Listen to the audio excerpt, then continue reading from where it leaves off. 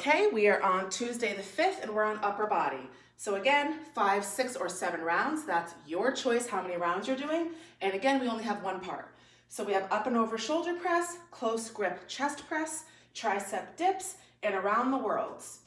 So I can put that there actually. Up and over shoulder press is just one weight. Up and over. Close grip chest. This is where your weights are together.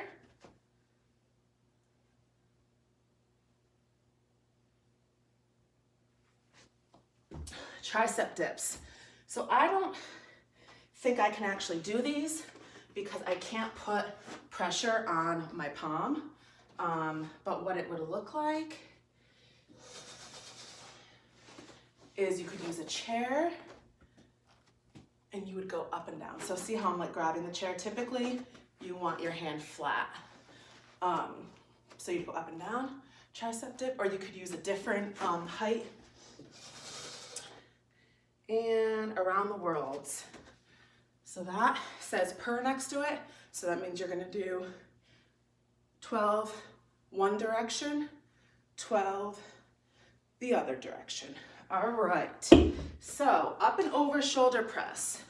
So this one is normally done with a really long barbell. I forget what it's called, but they make a stand for it.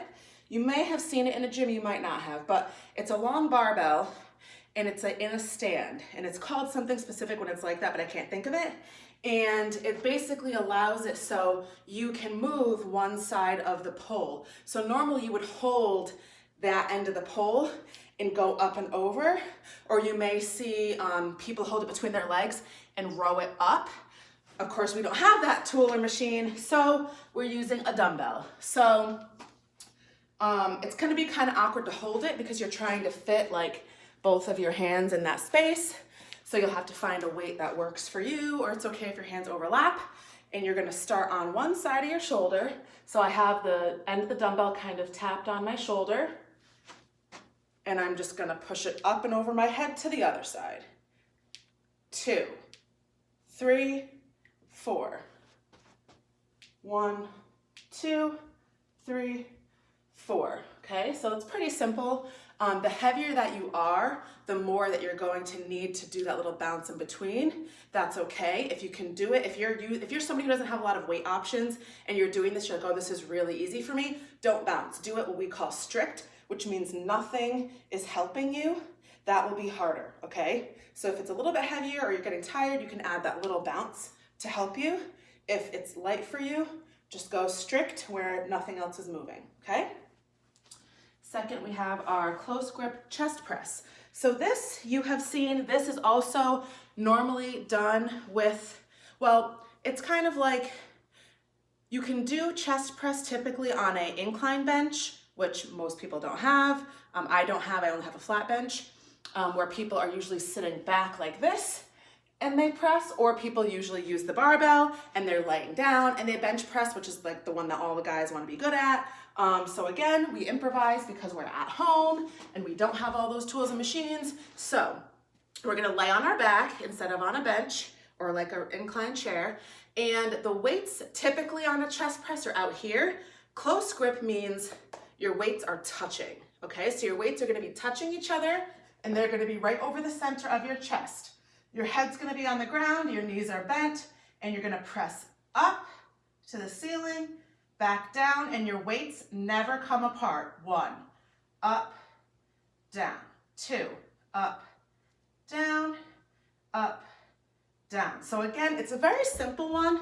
It's just when you change the grip or the way that your hands are holding something or the positioning of your feet, it just gives you different variations, so it works different muscles. So instead of working mainly your chest, it brings some of it out like to your triceps, some of it to more of your shoulders. So that's all, that we just do different variations to hit different spots.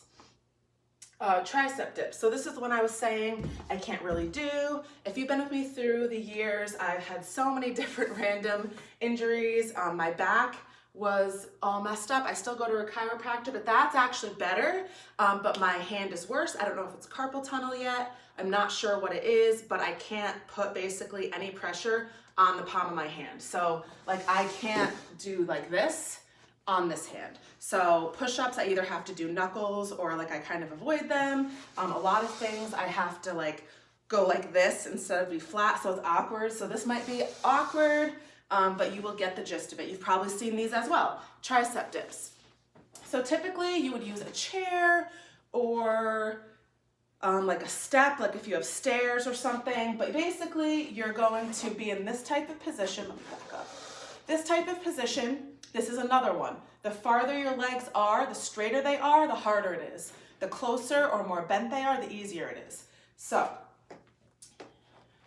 you're gonna dip down, push up. 1, down, up. 2. If you bring your legs in, it's a little bit easier. Down, up, up. So again, very simple. I just can't really do those, and if you don't have any like chair, ledge, or anything, you can, I see people do them like just basically like going like this, which I mean, I guess it works. Like, I don't know, maybe I have short arms. Like this one lady I see, she does it all the time, and it looks like she's going like really far down. Or I guess maybe like lift up your butt a little bit.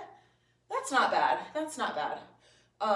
So kind of push back a little bit and then try to lift your butt off the ground, and you can kind of dip off of the ground. That actually isn't that bad. So if you don't have any ledge or anything, you can do it that way. And around the world, so whenever you see per in parentheses at the end of an exercise, that means you're doing both sides. So typically if it's something where it says total, that means it's alternating. Sometimes I write alternating, sometimes I don't, but if it says total, that means the exercise is just done where you alternate.